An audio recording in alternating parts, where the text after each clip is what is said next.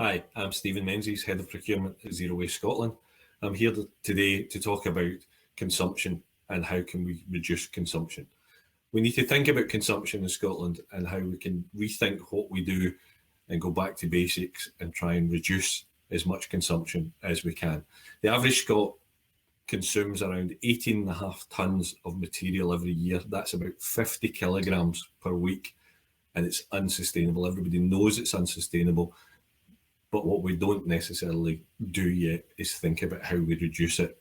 We know that the circular economy is one of the solutions and a way for us to help doing that.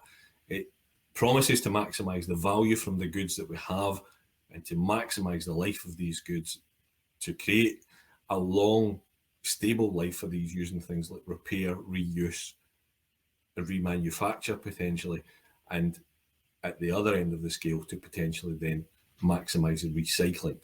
Implementing the principles of a circular economy at a scale needed to tackle climate change and global resource scarcity is not something that's easy for us all to do, but it's something we can take steps towards doing, and if we do it on an incremental basis, then the improvements we make will help us move in the right direction in the future. Many public sector bodies in Scotland are already requesting suppliers to consider sustainability and the circular economy in their tender activity, and those that aren't will do so very, very soon. We're aware of the climate emergency declared by Scottish Government. We're aware of all the activity around COP26 that's taking place later in the year, and we're aware of the fact that more and more organisations and the general public as consumers and users of services and goods are more aware of sustainability and are starting to ask questions around about sustainability.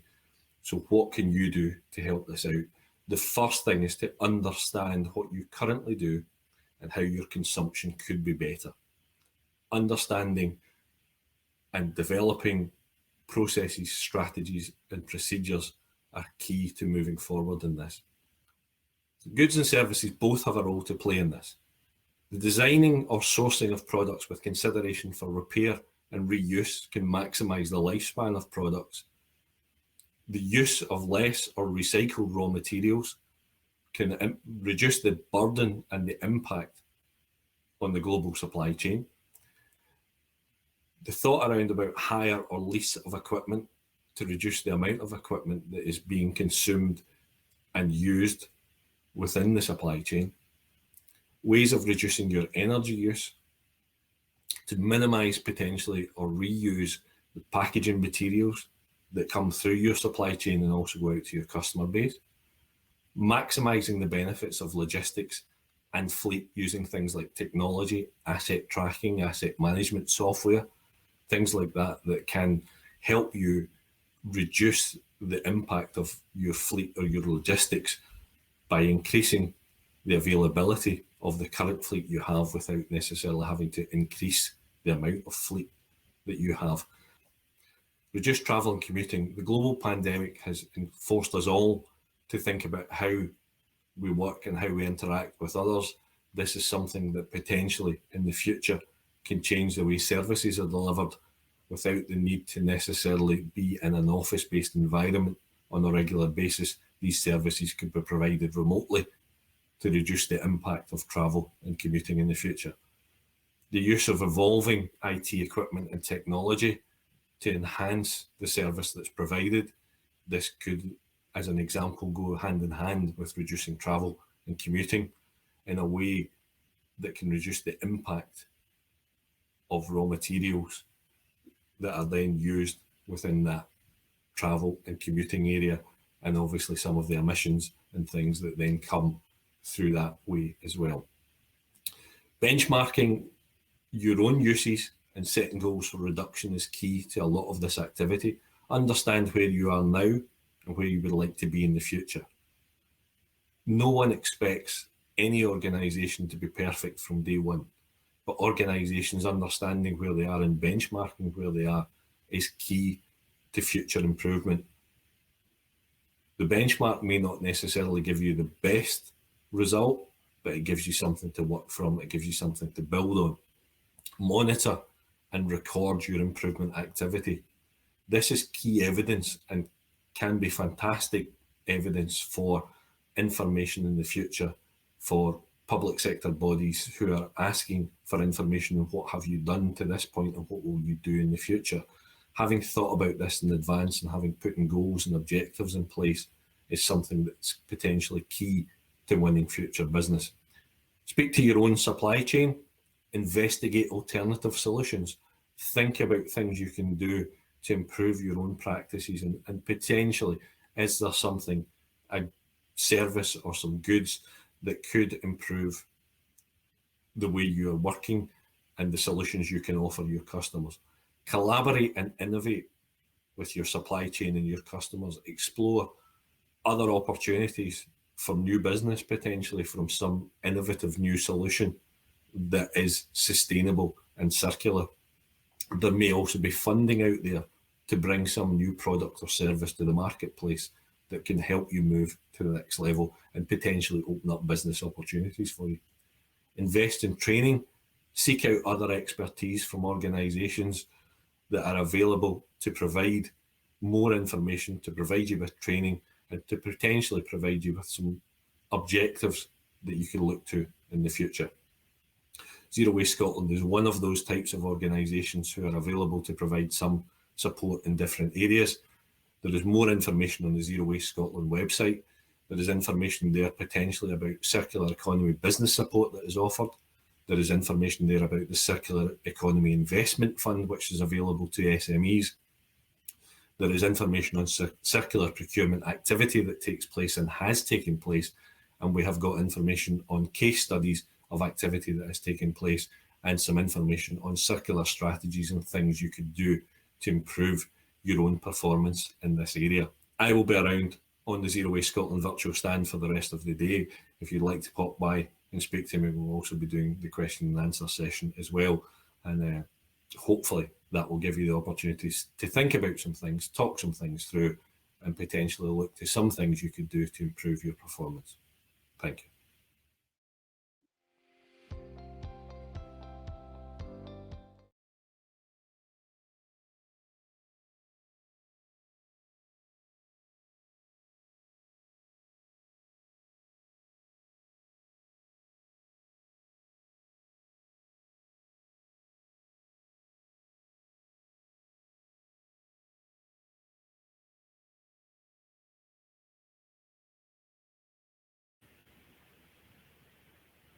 Hi there. I had a couple of good questions coming in already, so I'll work through those and hopefully can offer some further information. The first question that we've got in this afternoon is, do we have any tips on how a small business can start reducing the waste?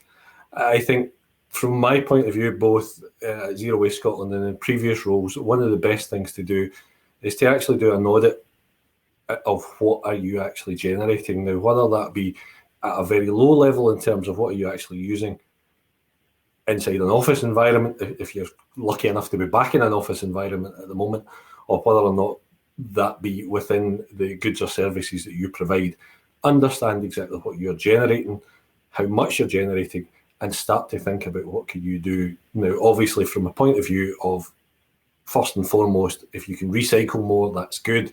If you can then start to reduce, start to look at the size of containers and things like that you're potentially buying your goods in, could you make changes to that? Could you make changes to how things are delivered to you? Could you make changes to how things arrive at your client sites or anything like that? That is key to a lot of that, is actually understand what are you generating in the first place, and is there things you can do to change those habits. Now, as I say, maybe something as simple as saying that actually what we'll do is we'll put more recycling bins available so that we can split down some materials before we put it in the bin, because it's much easier to do that at the point where you're putting it into a bin in the first place, rather than potentially just trying to separate it out at a later date. And then also think about your customers, your clients, your own supply chain. Are they doing similar things? Start asking those questions and start looking at what you can do within that. The second question that's come in today is, what support is available to me to incorporate waste reduction into my business plan? First and foremost, I will direct you and do a little plug to the Zeroway Scotland website. There's a lot of good information on the Zeroway Scotland website, which gives you some things to think about, some things to start doing. there are also potentially some people there who you can contact who may be able to offer some additional specific tailored guidance to you. There are also quite a few training sessions, webinars and such like that are being run at the moment for different types of businesses, and to allow them to start thinking about how do they start looking at carbon reduction, net zero, sustainability, all the things that, to a certain extent, as was mentioned by one of the colleagues earlier in one of the presentations, they come under an umbrella where all of these things are key. It is key to understand all the different aspects that come together and what can you do. And once again, I think that idea of benchmarking, understanding what does your organisation do just now and what would you like to do? Where would you like to go with this? And what potentially could you do in the future to help you do that? As I say, first of all, have a look around the Zero Waste Scotland website. Also, I am here for the rest of the day. If someone would like some specific questions answered around about their business, then I'm hopefully able to do something in that as well. Someone else has asked if there are any benefits that they can claim from already recycling.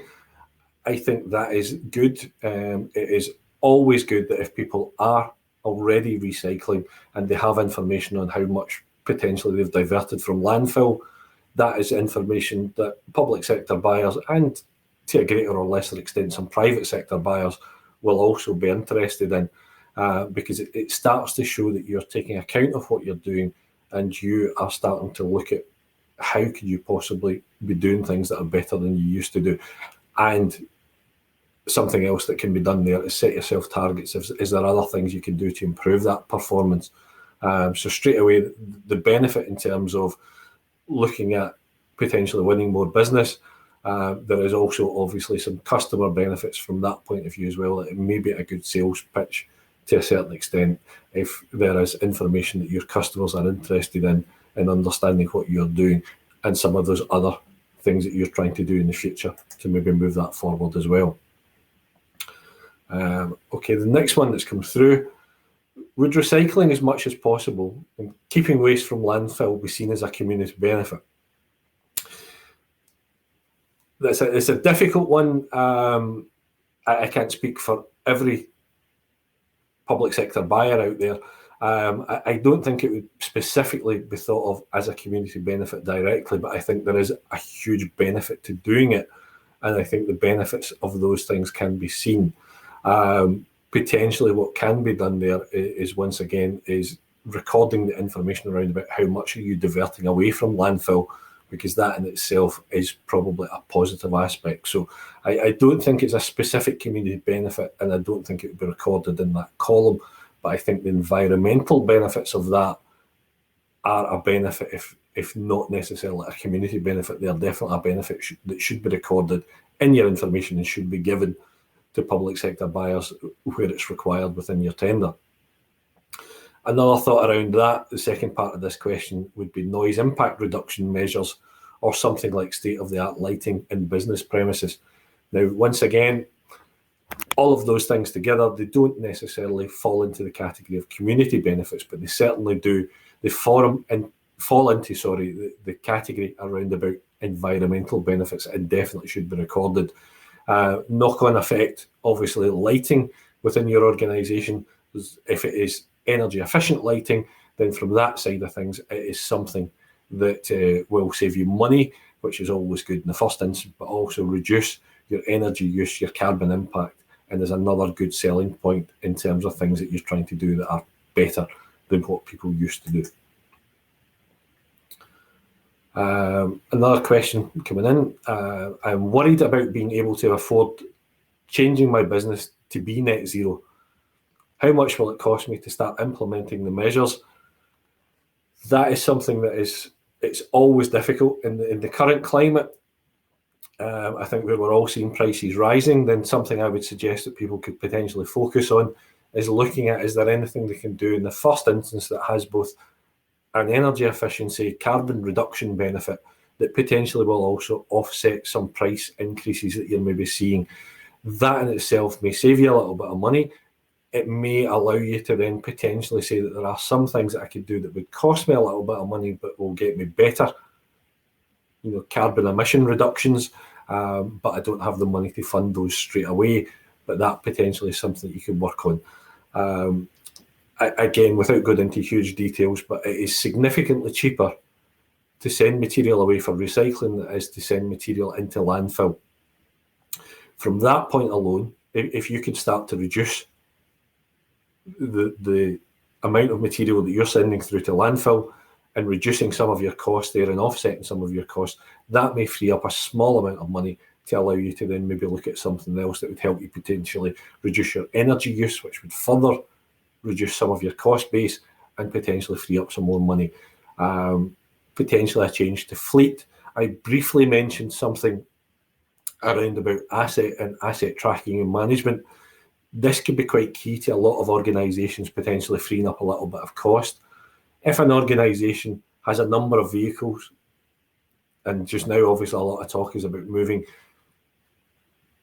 vehicles that are powered by petrol and diesel to being electric, potentially something you may want to look at is, are you actually utilising your fleet to its maximum? Because not only potentially thinking about changing them to electric vehicles or hybrid vehicles, but also potentially could you reduce the number of them? If you currently have 10 vehicles in your fleet, could you take it down to 8? The money that you would save potentially from leasing 2 additional vehicles or purchasing 2 additional vehicles then could be used to further fund some other activities that may improve your carbon emission reductions and again help you to potentially win a bit more business through a customer who is keen for improvements to be made in this type of area. And again, they could be the difference between potentially winning a piece of work and not winning a piece of work. So that is something that could potentially help going forward. So I'm just conscious of time. I would also like to take a minute to mention the previous contributors who have been on we're doing net zero stage today. There's some really useful presentations earlier on today, and if you didn't manage to make it to those, because you're maybe in something else, or you may be talking to some of the colleagues on the stands, if they are made available at the end of the session, then I would definitely suggest it is worth going back and looking at a couple of those, because I think they potentially would help. I've got a question here, a specific question to Zeroway Scotland, saying what kind of procurement does Zeroway Scotland do, and are we looking for small suppliers or do we use frameworks? Zeroway Scotland's procurement activity, we do spend a relatively large to us amount of money every year, but it's relatively small in the public sector overall spend. Our majority of our types of contracts are what would very loosely be called consultancy type services. It is external admin support and specialised skills and services in and around that. We are always looking for suppliers who have experience of what Zeroway Scotland has to offer. Obviously, a lot of what we do is out there trying to encourage people to be better at what they do and their impact it has on the environment. And also the other side is to go out there and lobby politicians around about what potentially could be put into future legislation and policy and practices and procedures and things like that. So there's a mixture of different activities that we do. And within that, we are always key to get new suppliers on, because there is a fairly specialised set of skills sometimes that there is not a massive market. So we are always looking for others. We have a mixture of frameworks. We will utilise frameworks where they are available and offer us a good value solution in terms of either value for money or in terms of time and effort involved to go through the procurement process.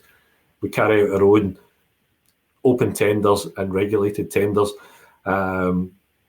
through what was previously called the OJU. And we also do some quotations through the quick quote system. Again, as many people at this event today will tell you, the use of Public Contract Scotland, the quick quote function, etc. That is where we put most of our procurement activity through. And as I say, we're always keen to work with new suppliers if we can, and keen for them to bid for the business within Zeroway Scotland.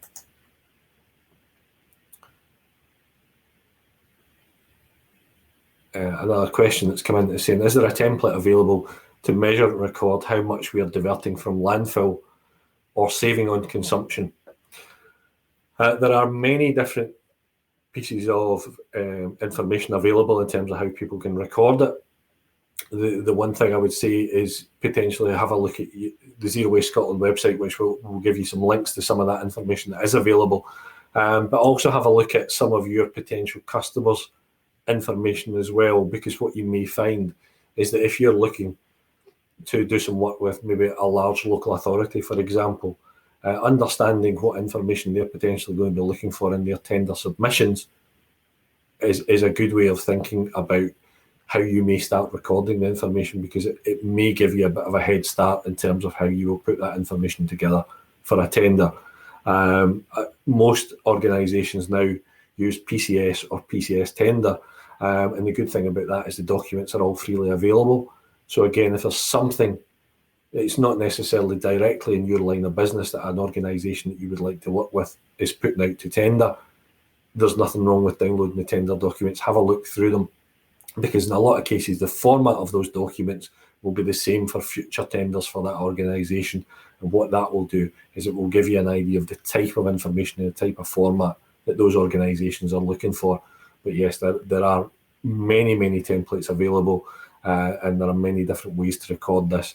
And again, it's something that what we will do at the end of this is we'll actually go away and we will look to see whether or not there is any additional information that we can potentially put up there on the Zeroway Scotland website that would help with that.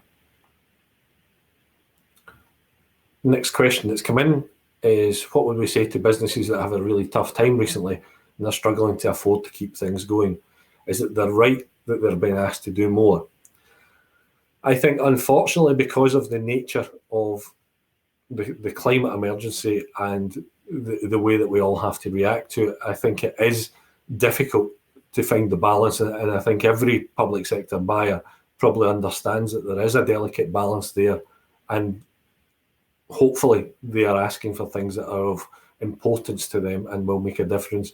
Again, potentially using some of the approaches that have been outlined today about looking at how you could potentially get benefits from this by doing more that helps your own organisation first. It potentially makes your own organisation a little bit more efficient. It potentially maybe saves it a little bit of money in the short term.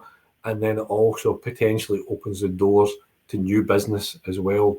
Because ultimately that is the point of all of this, is to try and help businesses to allow them to win more work from the public sector, which then will hopefully help them get back on the road to recovery. Again, I know there are grants available in a number of different places for businesses that are looking to improve their performance and to move things forward, and potentially even to innovate and move different things into a new area where they may not necessarily have been before. So I think it is a great time to grasp the opportunity. So yes, there may be additional things that organisations are being asked to do, but hopefully if they grasp those things with both hands, it will open further doors and further opportunities for them in the future. Someone else is saying they're wondering about impact on their bids. If procurement decisions are based on lowest cost, should we not be building the cost of more sustainable business practices into our bids? No tender in the public sector should be awarded solely on cost. It should be awarded on the most economically advantageous tender, which should be a combination of price and quality and a number of other factors that make the most attractive bid and the most all-round best value solution. And sustainability should be in there as well. It should be part of the consideration and it should be in there as an option. Now, what potentially some organisations may look to is to offer some alternatives. So the sustainable solution at the moment may not necessarily always be the cheapest solution, because until such times as it's fully adopted by a market, it may still attract a little bit of a premium. So potentially as part of a submission, offering an alternative which an organisation can make an informed decision and an informed choice about should be the case. But it certainly should not be a case that someone should be punished for offering something that fits into the meat evaluation process.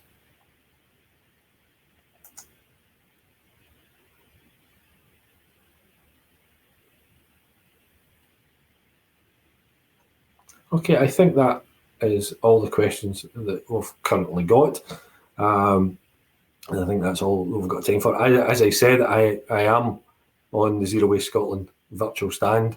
And I would love to speak to people about some individual questions that they have if they're specific to their organisation that they don't think would necessarily have fitted well into the general question session. So thank you very much for your attendance, and hopefully I'll speak to you later on this afternoon.